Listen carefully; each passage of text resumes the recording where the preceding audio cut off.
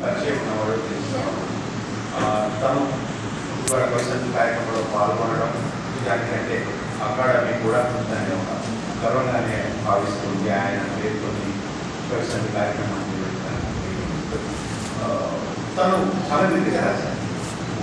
దాదాపుగా 12 పుస్తకాలు ఉన్నట్లే తన కెరీర్లో సంవత్సరానికి ఒక పుస్తకం యావరేజ్, అంటే ఒక సంవత్సరం ఒక పుస్తకం ఉంది, ఒక సంవత్సరం గ్యాప్ వస్తే ఆ నెక్స్ట్ సంవత్సరం 2 పుస్తకాలు ఉన్నాయి, 2 సంవత్సరాలు గ్యాప్ వస్తే ఆ నెక్స్ట్ సంవత్సరం 3 పుస్తకాలు ఉన్నాయి. చాలా విడిగా రాశారు. పైగా దానికి ఉన్న నేను గమనించినంత వరకు, నేను తను చదివినంత వరకు ముందు చెప్పాల్సింది పుస్తకాల టైటిల్స్.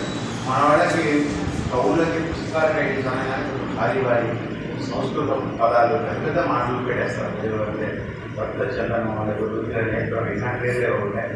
అవి కాకుండా చాలా సింపుల్గా చాలా మామూలు పేర్లు పెట్టారు. అవి కూడా తెలంగాణ పదాలే పెట్టారు. అంటే కొవ్వ, నడక, గుడమక్కలు.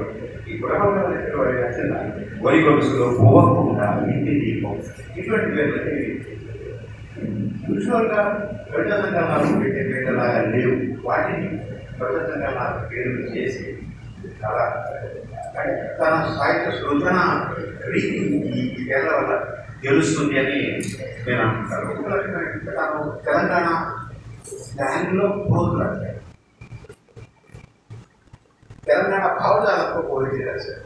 పైగా ఎక్కడ చూసినా పల్లె, తన కవిత మొత్తంలో పల్లె ఉంది. అంటే సహజంగా పట్టణంలో ఉన్న మనిషి అంతగా పల్లె గురించి బలవరించడం.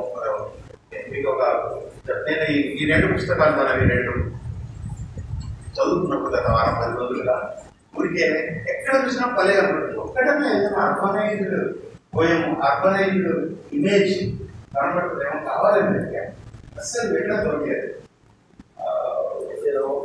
ఒక గ్లోబలైజేషన్ అంటే చూసాను, దాంట్లోనే ఏదైనా అర్బనైజ్డ్ ఇమేజెస్ ఉంటాయేమో దొరకలేదు.